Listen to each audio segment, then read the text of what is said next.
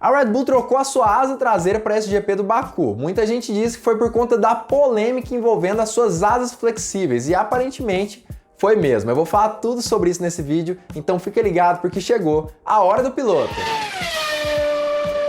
Fala piloto, eu sou Lucas Camargo, piloto de corrida há 9 anos e antes de começar a falar mais sobre esse assunto eu queria lembrar você de já deixar o seu like nesse vídeo, é muito importante que você faça isso ajuda demais o canal, você não faz ideia do quanto isso ajuda a gente e aumenta o número de pessoas que conhecem o Hora do Piloto. Então já deixa o seu like aqui embaixo e também se você ainda não for inscrito nesse canal, já se inscreve, não custa nada, é de graça e assim você não perde informação de qualidade sobre o automobilismo. Mas já começando a falar sobre a polêmica envolvendo a asa traseira flexível da Red Bull e a Mercedes. Na verdade, já faz algum tempo, desde o GP da Espanha de Fórmula 1, se eu não me engano, há 2 GPs atrás, antes mesmo do GP de Mônaco, já começou essa polêmica. Porque Lewis Hamilton percebeu, ou melhor dizendo, o time da Mercedes percebeu que a asa traseira da Red Bull se flexionava demais durante as retas dos GPs, principalmente no GP de Barcelona. E segundo eles poderiam ganhar naquele GP especificamente até 3 décimos por conta justamente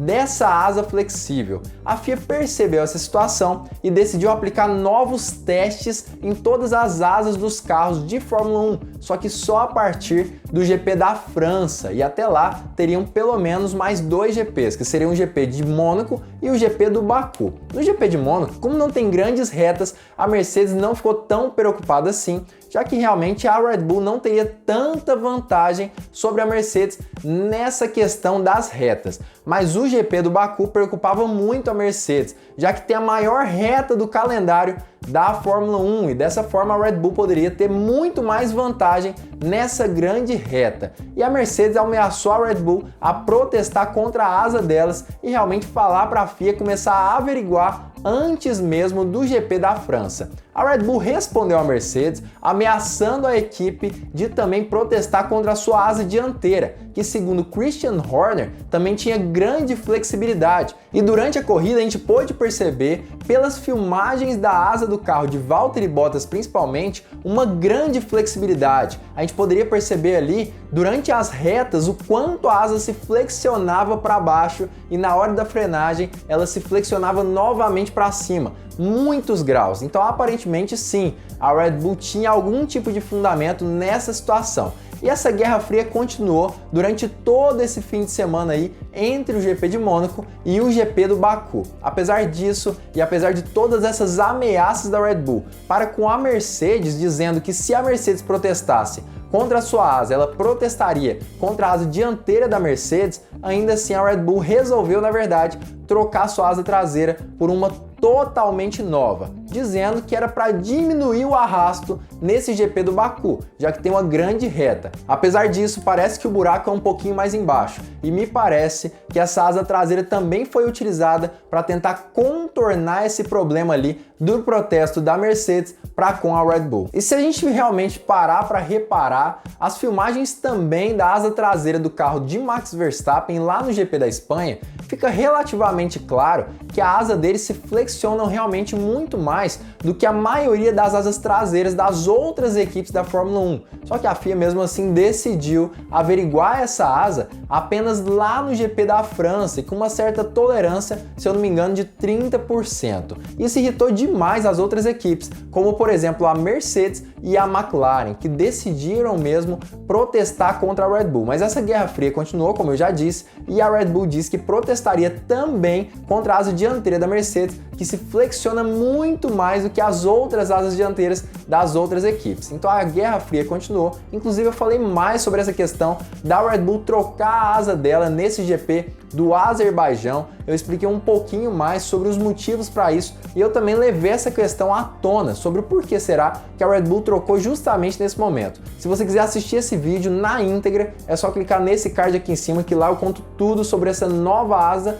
traseira da Red Bull. Mas como eu já disse nesse vídeo mesmo que acabei de indicar para vocês, apesar dessa desculpa da Red Bull de dizer que eles trocaram a asa apenas para diminuir o arrasto, a gente pôde perceber que essa troca de asa também também acabou ajudando a equipe a driblar um pouquinho essa questão aí da investigação da FIA sobre o seu carro. Aparentemente essa nova asa, sim, ela acaba ajudando nessa questão de não flexionar tanto assim e ainda assim consegue ganhar muito em questão de arrasto aerodinâmico, permitindo que os carros nas retas corressem muito mais do que os outros no grid da Fórmula 1. O novo projeto de asa traseira da Red Bull conta com uma seção central da asa um pouco mais profunda, o que permite que o downforce seja otimizado, ou seja, ele acaba realmente permitindo que o carro da Red Bull tenha mais downforce nos momentos que eles necessitam. Apesar disso, as partes laterais externas da asa foram modificadas, permitindo que a parte ali que cria o vórtice e acaba criando um fluxo de ar de colisão acaba sendo realmente diminuído, e dessa forma diminui o arrasto aerodinâmico na asa traseira da Red Bull, o que foi ótimo no GP do Baku com aquela grande reta que ele tem. E para intensificar ainda mais esse efeito de diminuição de arrasto na asa traseira, a Red Bull também decidiu alterar um pouquinho ali a placa final. Ela se tornou um pouco maior, o que aumenta ainda mais a eficiência e diminui o arrasto aerodinâmico. Dessa forma, acaba que é uma parte um pouquinho mais simples, mais rústica, mas que para o GP do Baku é mais interessante. E obviamente, diminuindo um pouco esse arrasto aerodinâmico e o downforce, a asa se flexiona um pouco menos, mesmo assim ganhando em arrasto aerodinâmico, diminuindo o arrasto. Então é interessante ainda assim para a Red Bull, mesmo nesse GP que tem essa reta tão longa. Então assim, realmente me parece que eles conseguiram, pelo menos nesse GP do Baku, contornar um pouco esse problema. E como eu já disse, com essas mudanças a Red Bull conseguiu mesmo contornar essa questão das asas flexíveis e conseguiu calar a boca, pelo menos por enquanto, da Mercedes. Mas será que ela conseguirá contornar esses problemas nos próximos GPs desse ano, dentro dos autódromos e em pistas que precisam de mais pressão aerodinâmica, que é importantíssimo que tenha essa pressão aerodinâmica, ainda mais com esse novo teto orçamentário que não permite realmente que as equipes gastem tanto mais com pesquisa? Será que isso vai acontecer? Comenta aqui embaixo o que você pensa sobre isso. Será que a Red Bull vai conseguir contornar esse problema e continuar veloz durante todos os outros GPs? A gente vai poder perceber isso no GP da França, mas o que você pensa sobre isso? Comenta aqui embaixo. Eu acredito que nesse GP da França a Mercedes volta ao topo, já que é um GP que precisa de força aerodinâmica, de pressão aerodinâmica, e realmente é um GP dentro ali de um autódromo. Realmente são os GPs que a Mercedes tem dominado durante todo esse ano de 2021. Em contrapartida, a Red Bull é boa em GPs sinuosos, mas o GP da França realmente é mais uma parte mais de alta e intermediária velocidade. Acredito que a Red Bull vai ter uma decaída, mas também acredito que ela vai conseguir contornar esse problema com muita eficiência, ainda mais porque a FIA decidiu ter uma certa tolerância com essa questão das asas flexíveis, de 30%. Então realmente a Red Bull vai conseguir ir diminuindo cada vez mais essa questão de flexibilidade no decorrer desse ano, mas aproveitando essa brecha no regulamento da Fórmula 1 e na averiguação da FIA com relação aos carros da Fórmula 1. Então acredito mesmo que ainda a disputa vai ser bem ferrada mesmo, bem próxima entre a Red Bull e a Mercedes nesse ano. Acredito que a Red Bull vai sim conseguir dar a volta por cima, e essa questão da diferença de pontos entre a Red Bull e a Mercedes vai ser muito interessante, principalmente